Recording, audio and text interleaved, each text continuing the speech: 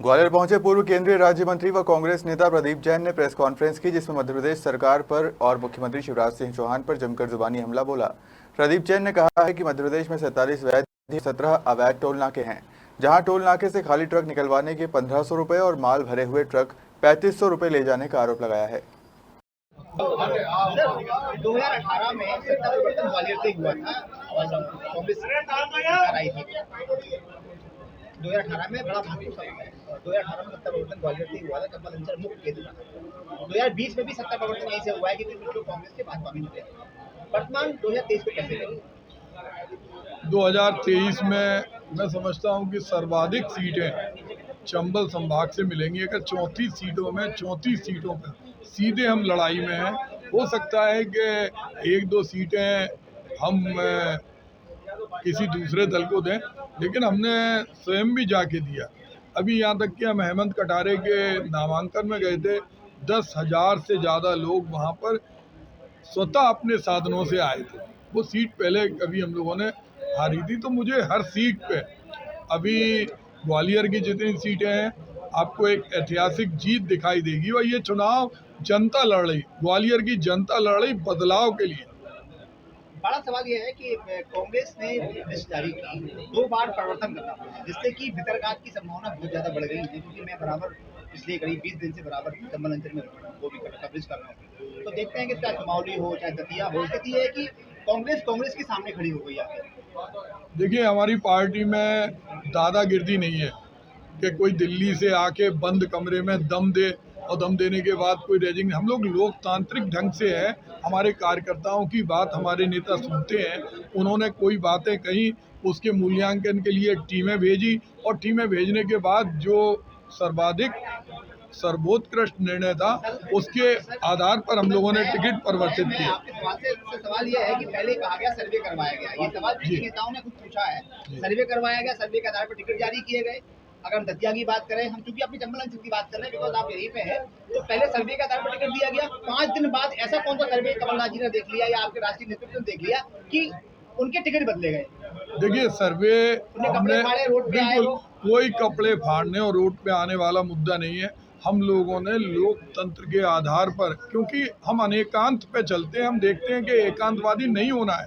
हमारा जो सर्वे पहले का था और जो विशिष्ट परिस्थितियों में कुछ समीकरण हम लोगों को समझ में आए और ये समझ में आया कि ये हमारे जो प्रत्याशी हैं, ये सबको साथ में लेके चलेंगे और सरकार बनाने में मदद करेंगे।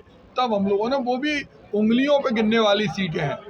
स्थिति तो उनकी देखी है कि सिटिंग 30 विधायकों के टिकट काट दिए। अगर उनका कितने उन्होंने परिवर्तन टिकट, उनको टिकट के कैंडिडेट नहीं मिल रहे। विदिशा के जहाँ के हमारे मुख्यमंत्री शिवराज सिंह चौहान है, उनको कैंडिडेट नहीं मिला। कल ले दे के उन्होंने घटी दरों पे फिर पुराना कैंडिडेट दे दिया।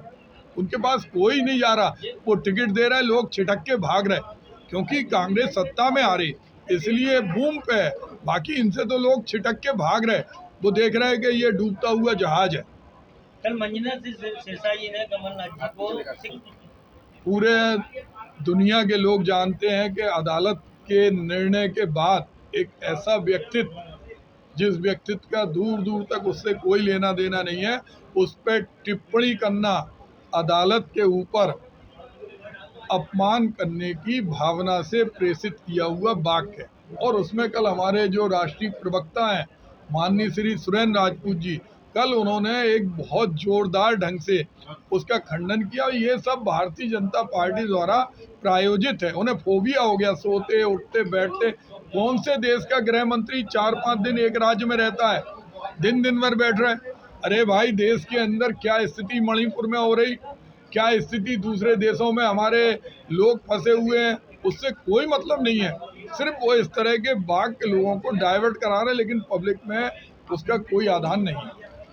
क्यों लेके आप आए अवैध परिवहन चौकियों को लेके, एक बार फिर से रिपीट कर दीजिए पूरा क्या मुद्दा है और क्या चाहते हैं आप इस समय, क्योंकि लगातार आपने कहा कि कई चौकियां अवैध है, 450 करोड़ की वसूली हर महीने चल रही सरकार पे। देखिए, मामा टैक्स मध्य प्रदेश के अंदर सर्वाधिक रूप से लिया जा रहा, जिससे विधायक खरीदे जाते हैं, कैंडिडेटों को जो भी करते हो बंटवारा होता है, वसूली।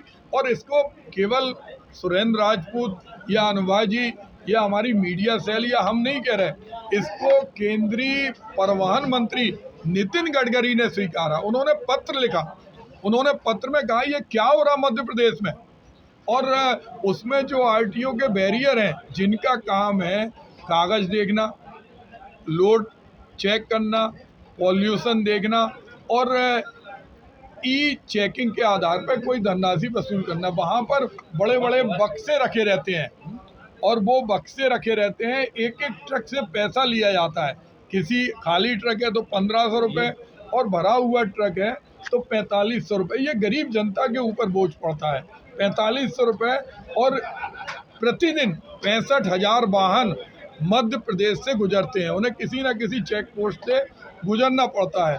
और इसके अलावा इससे बड़ी भ्रष्टाचार की एक और जननी का केंद्र सत्ता के गलियारे हैं। 17 चेक पोस्ट अवैध बने हैं। उन्होंने ट्रक रोक लेते हैं, रोकने के बाद वसूली, स्थानीय वहाँ कोई माफिया विधायक है, वो कहता हमारे सीधे मुख्यमंत्री निवास में कनेक्शन है, वो वसूल करता है। उन पर ईडी नहीं जा रही। अगर किसी भी आरटीओ के चेक पोस्ट को, मैं सम्मानित पत्रकार भाइयों से कहना चाहता हूँ, किसी भी चेक पोस्ट पे आप चले आए, एक एक चेक पोस्ट पे 50 लाख से 1 करोड़ रुपए एक जगह जाता है और जाने के बाद वो सीधा मुख्य जगह जाता है। एक सवाल थोड़ा ये है कि आप यहाँ आरोप लगा रहे हैं इलेक्शन सर्वे है, तब आप बोल रहे हैं, इससे पहले कांग्रेस ने कभी कोई प्रदर्शन क्यों नहीं किया किसी चेक पोस्ट पे जाके? क्यों प्रदर्शन? कांग्रेस ने कम से कम दर्जनों प्रदर्शन किए। हमारी जो परिवहन शाखा है, अगर आप यूट्यूब, अभी हम आपको इसके बाद दिखा देंगे, बिल्कुल लाइव है, जिसमें आरटीओ के लोग मानने के लिए तैयार, उन्होंने पैसे वापस किए, उन्होंने पैसे निकाल के लाए। एक मैडम खड़ी हो, वो खड़ी रहती है वहाँ। इसमें एक नहीं, कम से कम 20 वीडियो अपलोड हैं, क्योंकि हम प्रदर्शन वहाँ डीएम कार्यालय में नहीं है, हम चेक पोस्ट पे करेंगे।